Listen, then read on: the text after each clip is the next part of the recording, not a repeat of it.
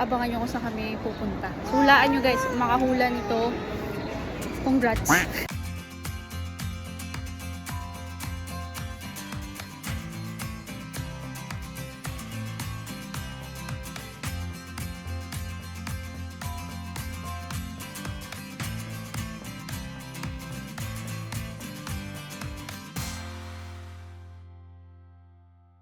So guys, andito kami sa airport at ayun, kasama ko ngayon si Ate Sam. Stand straight.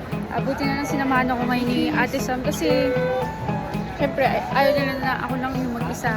Kaya sinamahan nila ako. Hi, say hi! Say hi to the vlog. Hi, vlogger! So yun guys, dito muna kami sa Cebu Park ng Bagra.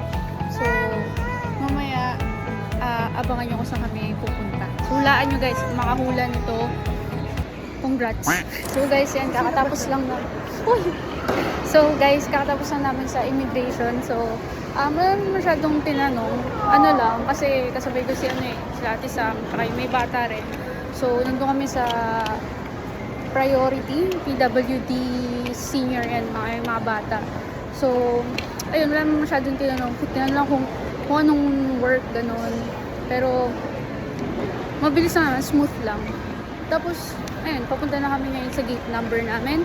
At, hindi ko pa sasabihin, hindi ko pa i-reveal kung saan kami pupunta. Bye! Cebu. Sa Cebu.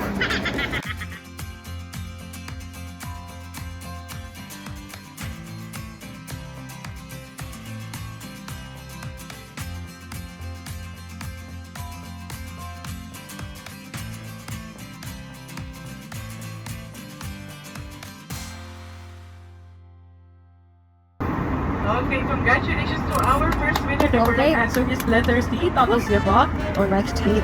Oh, nice name. Because like bets can be found under yours.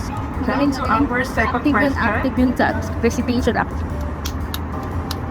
Listen very carefully. This is a tricky question. Listen. Pinky daw yun. How many laboratories are there inside the aircraft? Nasa ba? One. Teka mo ako sabi. Ilang bang laboratory ang meron tayo sa aircraft? Exercise. Keywords ko natin ay laboratory. Laboratory. Mala. Laboratory.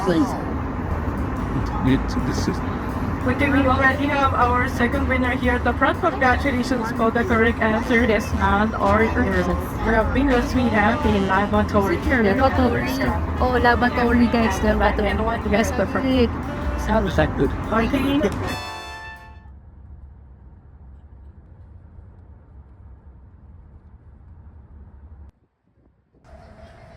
Ang galing.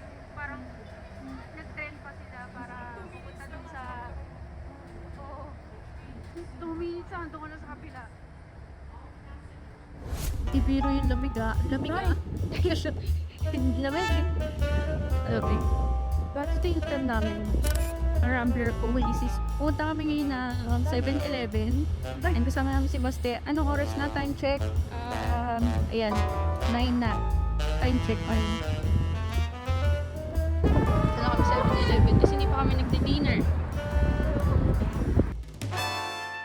So guys, kakarating namin sa hotel. Ito yung hotel namin, no? Maliit lang siya. Ito yung and so 2 bed, tapos meron naman siyang overlooking dun sa labas.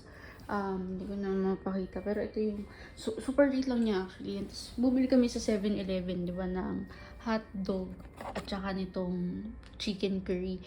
So ito, re-review na natin. Itong hotdog, yung hotdog niya lasang para siyang plastic. Synthetic. Oo. Parang hindi siya masarap. As in, hindi siya masarap. Tapos yung kanin nila dito guys, hindi.